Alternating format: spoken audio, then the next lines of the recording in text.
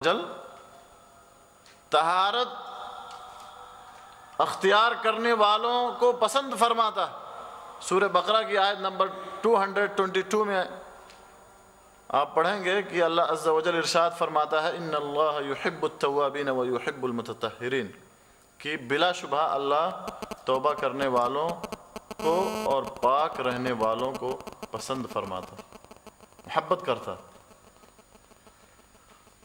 اور یہ طہارت جو اتنی اہم بات ہے، اتنا اہم موضوع ہے، اتنی اہم چیز ہے، یہ کیسے حاصل کی جا سکتی؟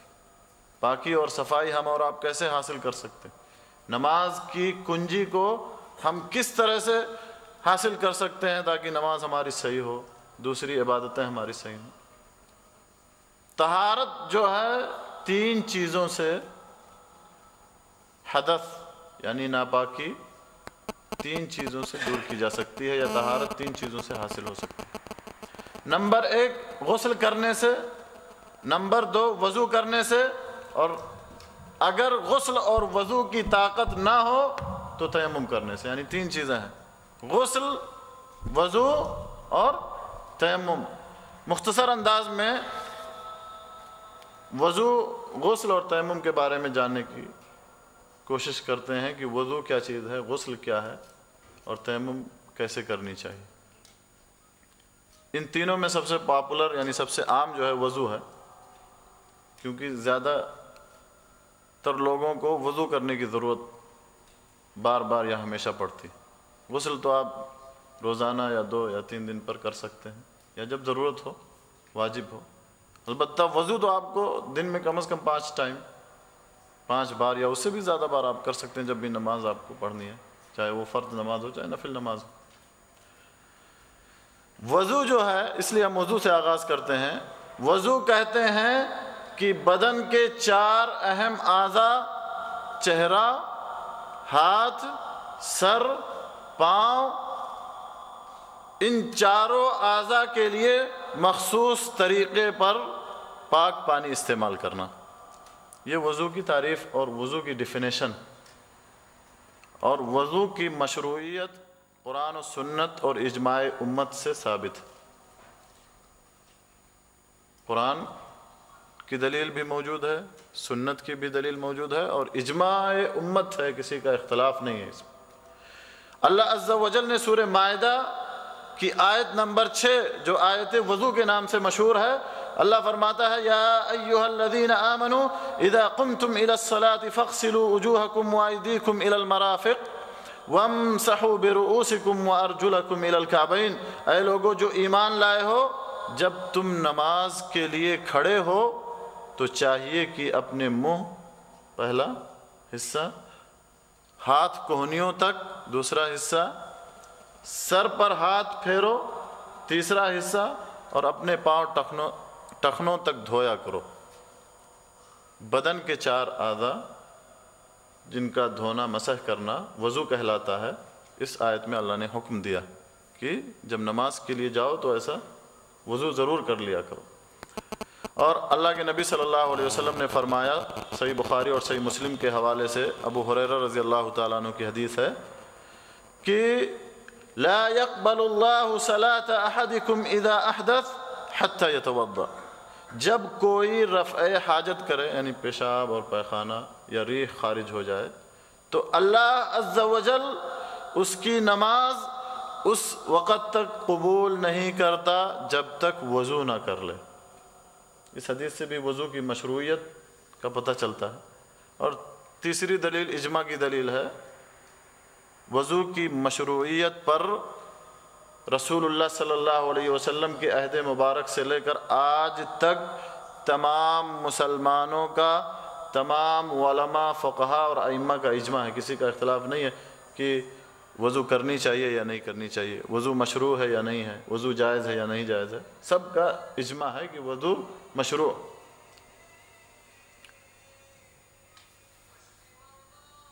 سکر وضو کی اہمیت اور فضیلت کے سلسلے میں آپ کو میں نے بتایا کہ نماز کی کنجی جو ہے وضو ہے، طہارت ہے، پاکی و صفائی ہے۔ اللہ عز و جل بغیر وضو کے نماز ہی قبول نہیں فرماتا۔ اسی طرح سے وضو کرنے کا بڑا اجر و ثواب ہے،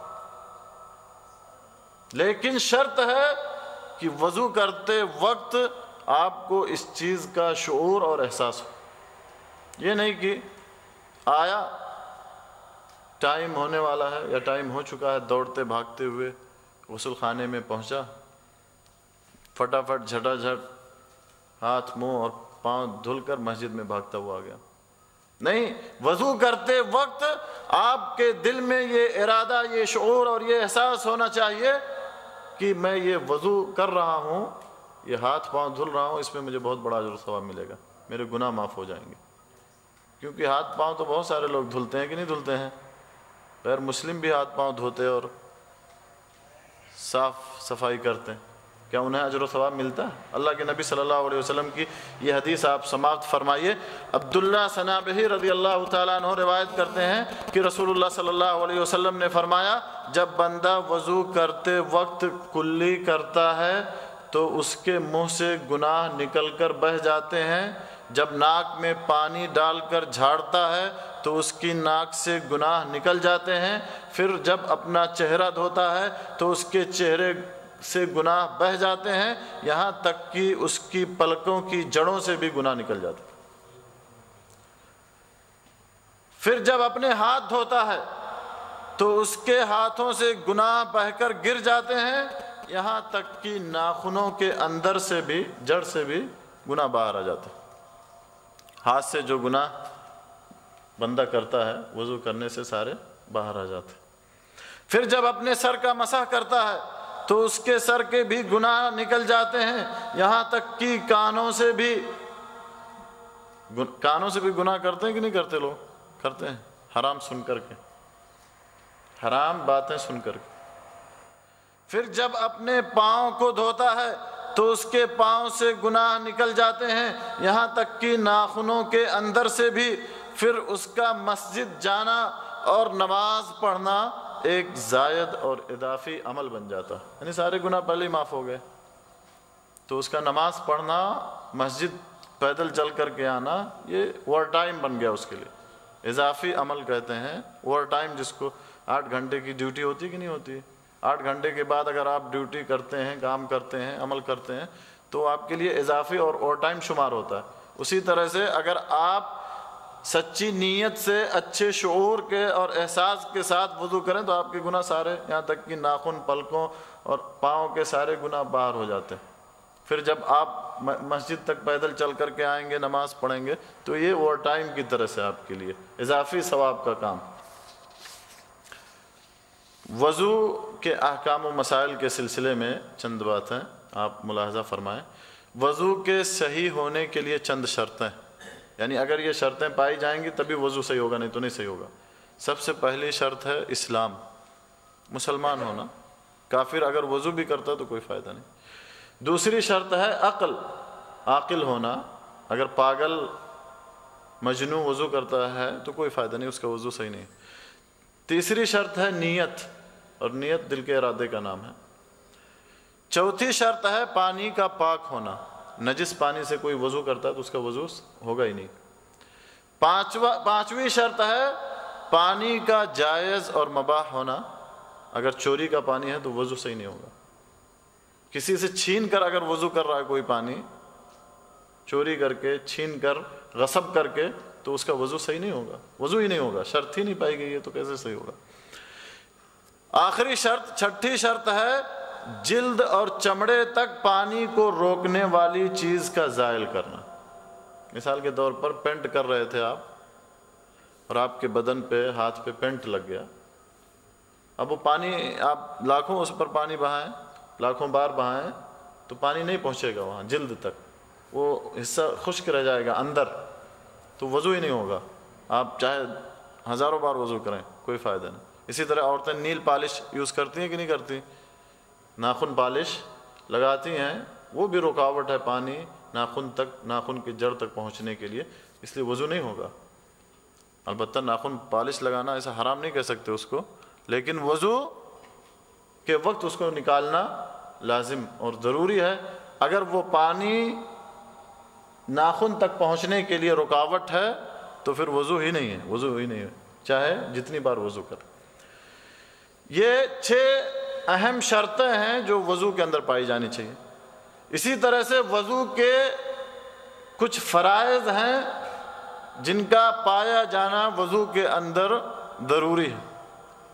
شرطیں جو ہیں وہ وضو سے پہلے ہونی چاہیے. پھر وضو کے دوران چہرے کو مکمل طور پر ایک بار دھونا. ایک بار دھونا فرض ہے، 2 بار آپ دھوئیں گے تو مسنون ہے، 3 بار دھوئیں گے تو مسنون ہے، بہتر ہے. لیکن ایک بار کم از کم دھونا کیا فرض ہے، یعنی ضروری. ایک بار کوئی دھو لیتا تو اس کا کمپلیٹ. چہرے کی حد بندی کیا ہے؟ بال اگنے کی جگہ سے لے کر کے داڑھی کے آخر تک، اور اس کان کی لو سے لے کر کے اس کان کی لو تک، یہ چہرے کی حد بندی ہے. مکمل چہرہ ایک بار دھونا، یہ سب سے پہلا فرض ہے. دوسرا یہ ہے دونوں ہاتھوں کو کوہنیوں سمیت دھونا. کوہنی اس جوائنٹ کو کہتے ہیں، اس کو کمپلیٹ دونوں ہاتھوں کو ایک بار کم از کم دھونا. سر کا اور کان کا مسح کرنا، مسح تو ایک بار ہی ہے. دونوں پاؤں کو ٹخنوں سمیت ایک بار کم از کم دھونا، یہ فرض ہے. اور ٹخنا جانتے ہیں کسے کہتے ہیں؟ پاؤں میں ابھری ہوئی ہڈی جو ہے نیچے، اس کو ٹخنا کہتے ہیں. کم از کم ایک بار دھونا. 5واں فرض ہے یا 5واں واجب ہے ترتیب کے ساتھ دھونا، یعنی پہلے چہرہ، پھر ہاتھ، پھر سر کا مسح، پھر پاؤں. لیکن کوئی شخص کہتا نہیں میں پہلے پاؤں دھو لیتا ہوں، بعد میں ہاتھ، پھر بعد میں چہرہ، پھر سر کا مسح کر لوں گا، تو اس کا وضو صحیح نہیں ہے، کیونکہ اس نے ترتیب کو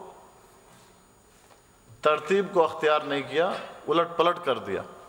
اسی طرح سے آخری فرض اور واجب یہ ہے موالات، یعنی مسلسل دھونا، تسلسل اور کنٹینیو کے ساتھ اعضائے وضو کو دھونا.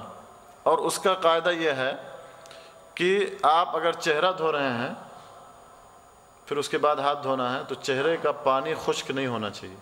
اگر چہرے کا پانی خشک ہو گیا تو گویا کہ تسلسل برقرار نہیں رہا، کنٹینیوس نہیں رہا آپ کا یہ عمل. اگر کوئی کہتا نہیں میں ایسا کرتا ہوں، چہرہ دھل لیتا ہوں، پھر جا کے مارکیٹ سے شاپنگ کر کے آتا ہوں، پھر ہاتھ دھوتا ہوں، ہاتھ دھو کے پھر تھوڑا ادھر ادھر باتیں کر کے گھوم کے آتا ہوں، پھر پاؤں دھوتا ہوں، تو اس کا وضو صحیح نہیں ہے، کیونکہ تسلسل نہیں رہا. تو یہ 6 وضو کے فرائض ہیں. سنتیں بہت ساری ہیں. وضو سے پہلے بسم اللہ پڑھنا، مسواک کرنا، وضو سے پہلے 3 بار ہتھیلیوں کو دھونا، 3 بار کلی اور ناک میں پانی ڈالنا اور جھاڑنا، داڑھی، ہاتھ اور پاؤں کی انگلیوں کا خلال کرنا، اعضائے وضو کو 3 بار دھونا. میں نے بتایا ایک بار فرض ہے اور اس سے زائد بار مسنون ہے. وضو کے بعد دعا پڑھنا. اللہ کے نبی صلی اللہ علیہ وسلم نے فرمایا کہ جو وضو کے بعد اشہد ان لا الہ الا اللہ وحدہ لا شریک لہ واشہد ان محمدا عبدہ ورسولہ، یہ دعا جو پڑھتا ہے تو اس کے لیے جنت کے سارے دروازے کھول دیے جاتے ہیں، جس دروازے سے چاہے داخل ہو. اسی طرح سے 2 رکعت تحیۃ الوضو پڑھنا، وضو کے بعد 2 رکعت نفل نماز پڑھنا، یہ بھی وضو کی سنتوں میں سے. اہم موضوع کی طرف آتے ہیں وضو کے سلسلے میں کہ وضو کو توڑنے والی چیزیں کیا کیا ہیں، نواقض وضو کیا کیا ہیں، یعنی کن کن چیزوں سے وضو ٹوٹ جاتا ہے. متفق علیہ جو چیزیں ہیں، یعنی جن پر سارے ائمہ کا اتفاق ہے، ان کو ہم ذکر کرتے ہیں اختلاف کو چھوڑتے ہوئے. سب سے پہلی چیز، پہلا امر، الخارج من السبیلین، دونوں شرمگاہ سے خارج ہونے والی چیز، یہ ناقض وضو اس سے ٹوٹ جاتا ہے. دونوں شرمگاہ سے کیا چیزیں خارج ہوتی ہیں؟ پیشاب، پائخانہ، ہوا، مزی اور ودی.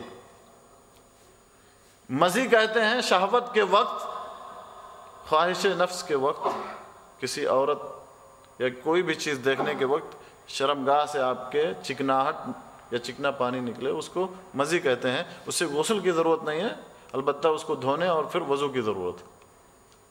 اور ودی کہتے ہیں کہ قضاء حاجت کے وقت آپ کے شرمگاہ سے یعنی ایک موٹا دانہ یا اس قسم کی کوئی چیز نکلے تو اس سے وضو کی ضرورت.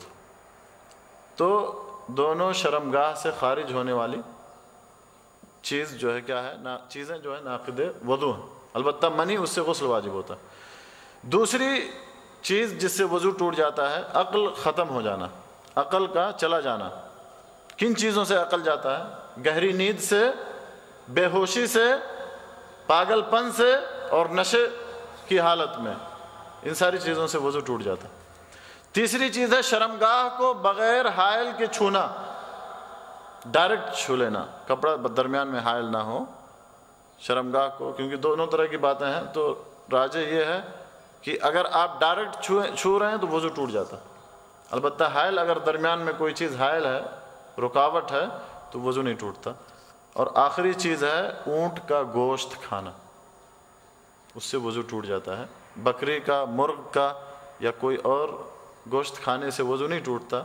اللہ کے رسول صلی اللہ علیہ وسلم کی حدیث ہے، جابر بن سمرہ رضی اللہ تعالیٰ عنہ سے روایت ہے کہ ایک آدمی نے نبی صلی اللہ علیہ وسلم سے سوال کیا، کیا ہم بکریوں کا گوشت کھانے سے وضو کریں؟ آپ نے فرمایا اگر چاہو تو وضو کر لو اور اگر چاہو تو نہ کرو، یعنی اگر دل کرے تو کر لو، نہیں کرو تو کوئی ضروری نہیں ہے۔